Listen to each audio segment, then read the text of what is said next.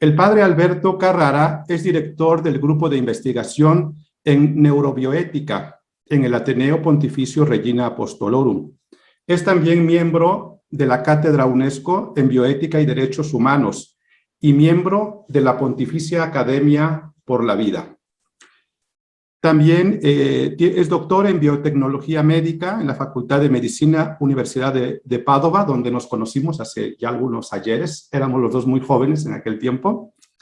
También, obviamente, es profesor de Antropología Filosófica y Neurética por la Facultad de Filosofía del Pontificio Ateneo Regina Apostolorum. Desde el año 2016 es miembro del Consejo Científico de Brain Research Fondazione Onlus de Pisa, colaborando directamente con Stephen de la Cambridge University y la Universidad de California.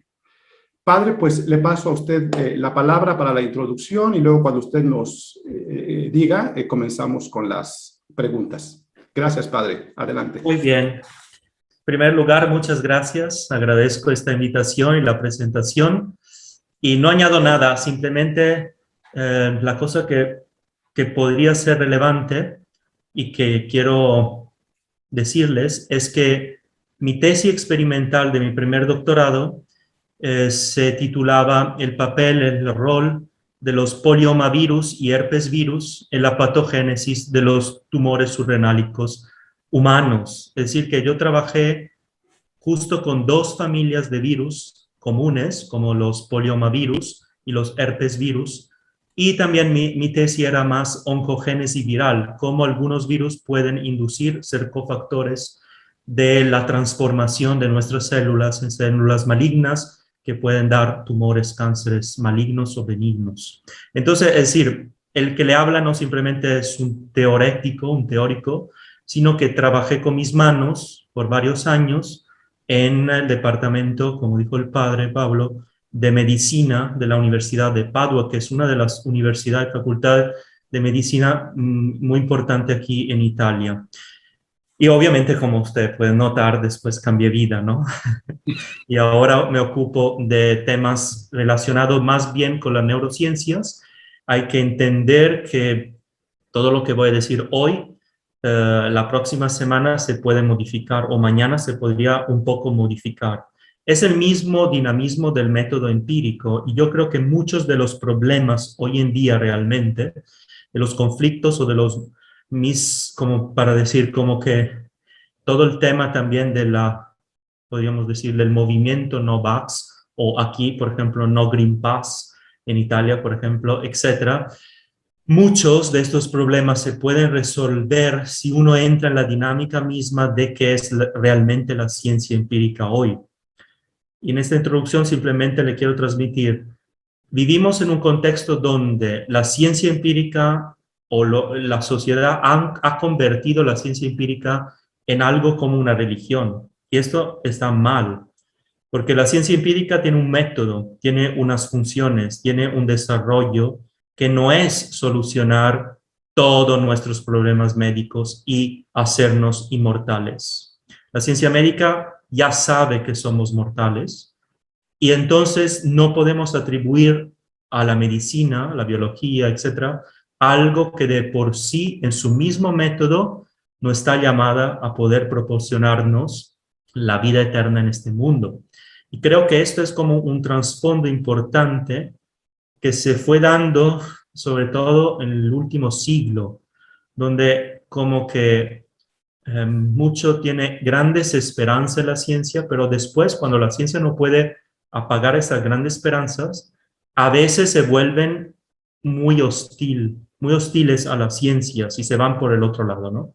Entonces, eso es como el efecto péndulo cuando no hay una base muy clara de qué es la ciencia empírica, cómo se desarrolló desde el siglo XVI en Occidente y después ya es un método universal, cuáles son sus límites y sus grandezas. Si no lo tenemos bien claros, efectivamente podemos caer o aceptar o también nosotros ser vehículos de esas fake news o misentendidos que ya hoy en día se están difundiendo en una sociedad globalizada como la nuestra. Yo, antes de contestar a las preguntas que son muy interesantes y muy valiosas, hice un preámbulo para un poco dar un contexto a ese tema. Y el preámbulo, mire, esos son los datos de hoy, 20 de septiembre, de la Organización Mundial de la Salud. Pueden entrar en la página y todos los días ver las actualizaciones. ¿Y qué nos dice? En un año y medio, podríamos decir así, hemos tenido hoy en día 228 millones y pico de casos confirmados de COVID. El COVID es la enfermedad. El COVID es la enfermedad causada por un virus que se llama SARS-CoV-2, un virus ARN. Y de estos 22 millones, desafortunadamente, ya tenemos 4.6 millones, 4.687.066 muertos. Esos son los datos oficiales de la Organización Mundial de la Salud. Pero también me detengo en otro dato, ahí lo ven en verde. Hemos ya inoculado, es decir, hemos ya repartido 5 billones, 600.000, etcétera, millones de vacunas en todo el mundo. Entonces estamos en una situación de pandemia, estamos en una situación de que ese virus se esparció por todo el mundo, mutó, hay más de 300.000 variantes de ese virus, que es normal por ese tipo de virus. Pero hay más ya de 300.000 variantes. Y hemos ya suministrado 5 billones de vacunas, de estas vacunas aprobadas, estas 4 vacunas aprobadas por las autoridades competentes. Entonces, ese es el panorama. Y creo que son datos que hay que tener en cuenta como contexto marco de nuestro tema. Y después otro contexto marco, brevemente, ese es el virus, ese es el tema, es decir, ese es nuestro, desafortunadamente, protagonista. Un coronavirus, los coronavirus son virus que ya conocíamos. De hecho, era verdad que en Wuhan, en China, ya en este laboratorio, Wuhan, ya estaban usando coronavirus para buscar posibles soluciones a otra gran patología viral, que es el SIDA.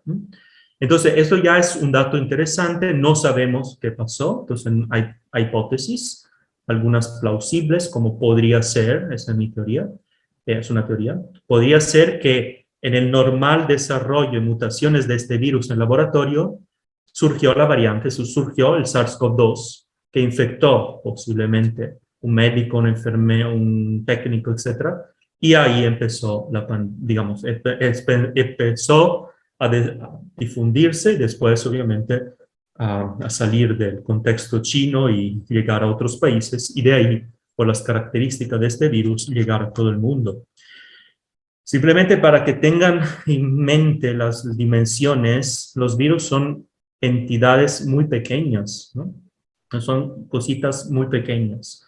Del orden de los, lo ponen a ver aquí, ¿no? Del orden de los nanómetros, es decir, 10 a la menos 9 metros, algo muy pequeño, ¿no? Y algunos dicen que no son seres vivos porque falta efectivamente una de las características de los seres vivos, que es la capacidad de reproducción autónoma. Y los virus efectivamente necesitan huéspedes, es decir, en este caso células nuestras o de otros organismos vivientes para replicarse. Aquí está nuestro protagonista, ahí dibujado muy bien, pero después lo ve en fotos como el selfie o la foto de ese virus, SARS-CoV-2. Un virus nuevo en esta variante, es decir, la SARS-CoV-2 es un nuevo virus de los coronavirus que tiene un genoma particular, ¿no?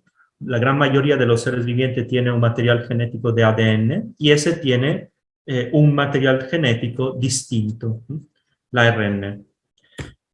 Y después una timeline interesante porque desde final de diciembre, cuando más o menos China dio la alarma a la Organización Mundial de la Salud y se empezó a entender que estábamos bajo algo que tenía la potencialidad de generar grandes problemas y de difundirse. Imagínense que después de pocas semanas, el 5 de enero de 2020, nosotros ya teníamos, por el desarrollo de la biología molecular de hoy en día, ya teníamos nombre y apellido de este virus. Es decir, ya teníamos decodificada la secuencia, es decir, las características, los pedazos moleculares del material genético de este virus. Y ahí empezamos, en enero 2020, varias compañías biotecnológicas empezaron a, bueno, hipotizar posibles soluciones si este virus hubiera llegado a ser algo como desafortunadamente todos nos dimos cuenta que llegó a ser una pandemia global. Entonces, imagínense, en poquísimos tiempos, gracias a la situación hoy en día que estamos viviendo en algunos llaman la cuarta revolución industrial, o algunos también la quinta, es decir, el desarrollo de todo el ámbito de la biotecnología, pero también la inteligencia artificial y toda la robótica nos ayudó a decodificar rápidamente ese virus. Entonces hay que dar gracias a Dios, como dice Papa Francisco al inicio de la tercera parte de la Laudato Si, donde analiza el paradigma tecnocrático. El Papa dice, tenemos que dar gracias de todo el desarrollo médico y científico, porque realmente eso permite, primero, una condición de salud global mejor. Y después, en este caso, permitió, eso lo añado yo, permitió poder identificar rápidamente de qué estamos hablando. Obviamente después pasó mucho tiempo, hubo muchos fallas, etcétera. Eso efectivamente se dio porque era algo nuevo, es algo nuevo. Entonces hubo también todas unas problemáticas en el manejo de ese virus.